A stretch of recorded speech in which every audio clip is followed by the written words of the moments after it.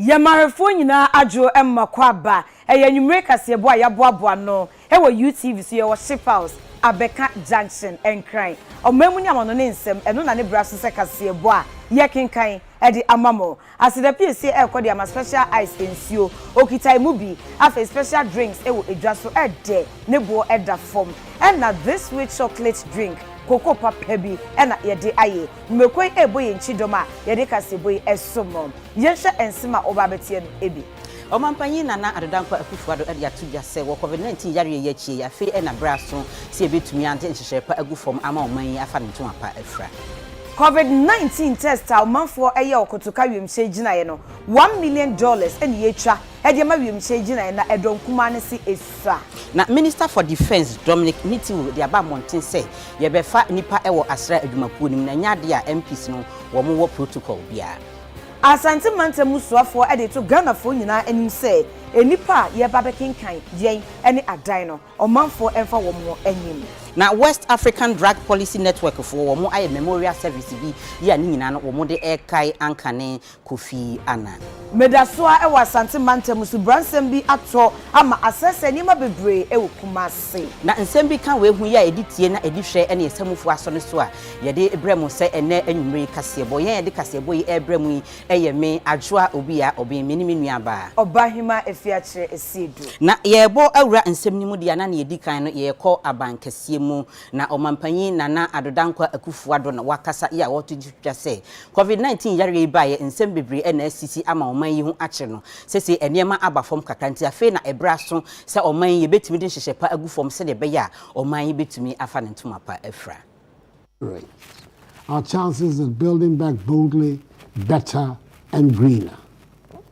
I ask that we remain focused on promoting inclusive growth, especially in digitalization, health, agriculture, industrial processing, and eliminating gender disparities.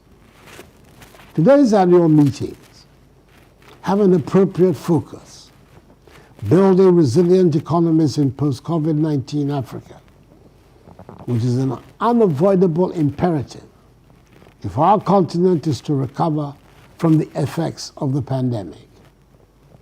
In an unprecedented global event of this magnitude, we must engineer a response that will help accelerate our structural transformation. Our will in seeing it through must be total. We need to reawaken bonds of solidarity between the Bank Group, African Union organs and institutions, and regional economic communities, and demonstrate a united commitment towards rebuilding our communities. As we meet to debate and strategize, we cannot ignore the significant challenges facing us.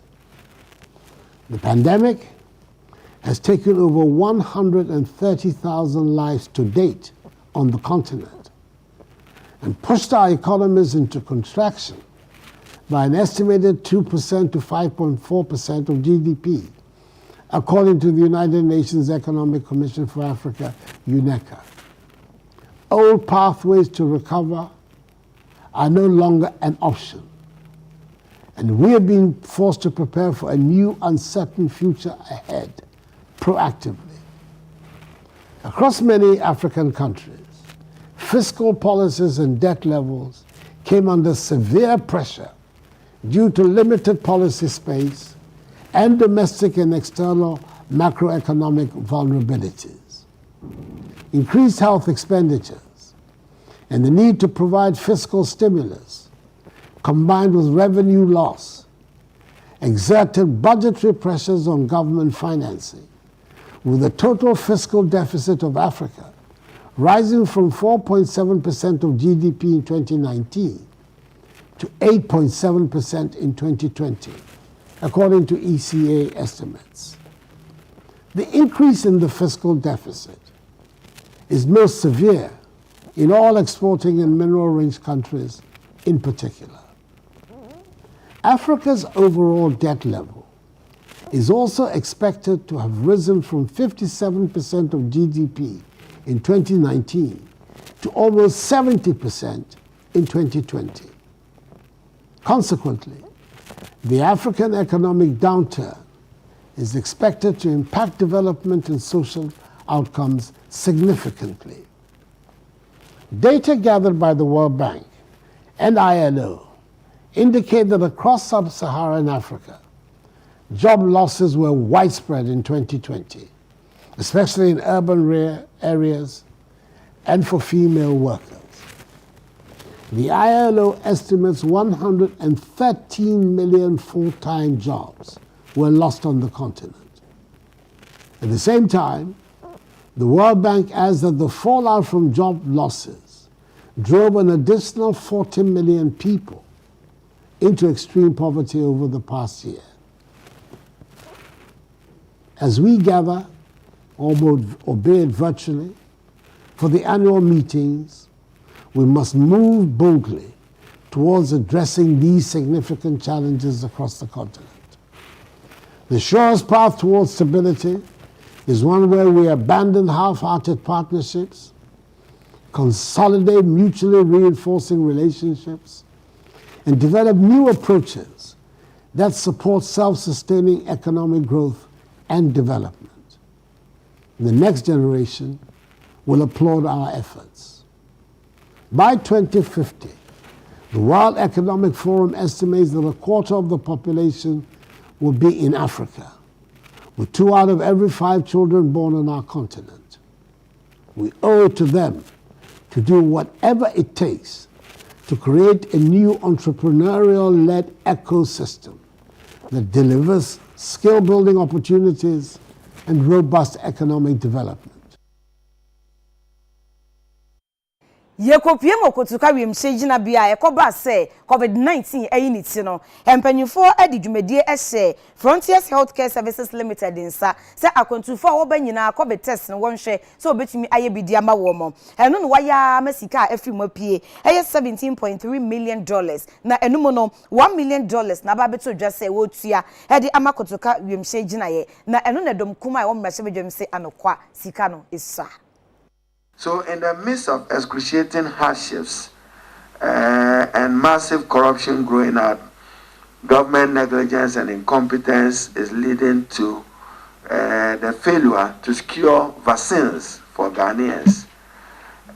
Government's attitude now points to one of opportunism in exploiting the pandemic to aggregate wealth to family and friends, naked and blatant opportunism. And how can you buy a COVID vaccine for $26 or $19 when everybody in the world is getting it at $10 or even for less?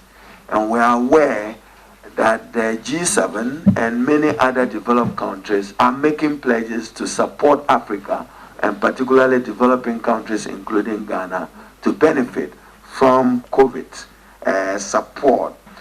Government has rather adopted a bizarre twist, preferred to deal with dubious middlemen of questionable character in its insatiable taste to profit from vaccine acquisition. We state without fear of contradiction that even this transaction qualifies to be an international economic transaction within the meaning of Article 1815 of the 1992 Constitution, and therefore failure to have parliamentary approval or better still ratification of it leave it working an illegal transaction per the laws of Ghana and per the Supreme Court ruling on this matter. It qualifies to be an international economic transaction. We'll be happy to see what the opinion of the Attorney General will be on this particular transaction. But we are interested in the cost overrun and the unjustified, exorbitant payment for COVID vaccines using middlemen instead of. That's why we have a Russian embassy in Ghana. Even in the minister's admonitions to the public, he said he dealt with a deputy ambassador. There is no deputy ambassador at the Russian embassy. The minister is unconvincing to us in his decision to purchase vaccines from an intermediary it does not guarantee the safety and potency of these vaccines for the people of our country. That is why we are raising strong objection to the use of middlemen, apart from the exorbitant prices, the safety of our citizens. The Fred company be Frontier Healthcare. And now I buy any year. Kita say one and na any testing I will go to International Airport. So I go to International Airport testing ye minority for the na ye fee say and can go for ebetimi aye sadie we abra nuguchi for ebetimi aye sadie we abra enkogu sikani kogu ankran botum ye tena ho ye hwe ha e de sa contract we e de command ankran na do na nafofo na busuafo sa sika we be ye sika be ye $16.3 million and e kwankran ho sa sika chichi die nyina no de ba aban ho e be $1 million pe aya we emu odworo nti ye fi say aban de ekoso no awiamom yan hwehwem sa contract we mu ye minority for ye ni mudi nkomo yi ye san e de nsembisa san the motion e de akoto Mr. Speaker nim ye mpai bo ne say Mr. Speaker be gya tum na e wo say ye pe ajantukuo na hwehwe sa nsem we mu na nokure bia e wo mu no e ba be dadi ye da mose.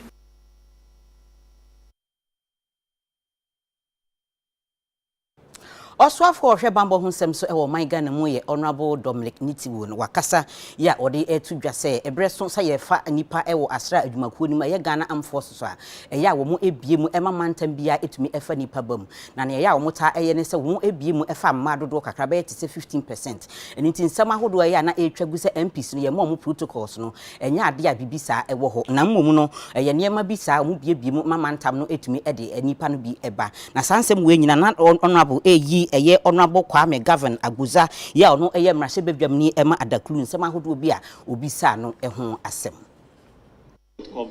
There's no protocol allocation for the armed forces. I've said that before, and let me repeat again that the processes that armed forces go through, it does not lend itself to protocol allocation. So I can confirm that the members of parliament are not given protocol allocations. Tell your constituents that members of parliament are not given protocol allocations. They've never been given and they will not be given protocol allocations. Thank you very much. A situation where the recruitment takes care beyond the regional balance, because there may be some regions that have got more demographic differences than just the regional balance. Would you consider in the future that will be, since you have even done for women, moving from 10% to 13%, will you consider a situation where when recruitment is done, every member of parliament could say that at least I know somebody recruited from this constituency that is in the army. It is for our own sake and for the security of the country. It will be helpful. I told the member that his suggestion will be looked at. I've already said that before. So we'll look at that suggestion and get back to them. Mr. Speaker, as I said before, the only change in the past has been increasing the number of women from the 10% to 15%. All other processes remain the same, and they are guided by regional balance and the 15% for women minimum. That's what it is, and that's what the military has been using all these years. Thank you, Mr. Speaker.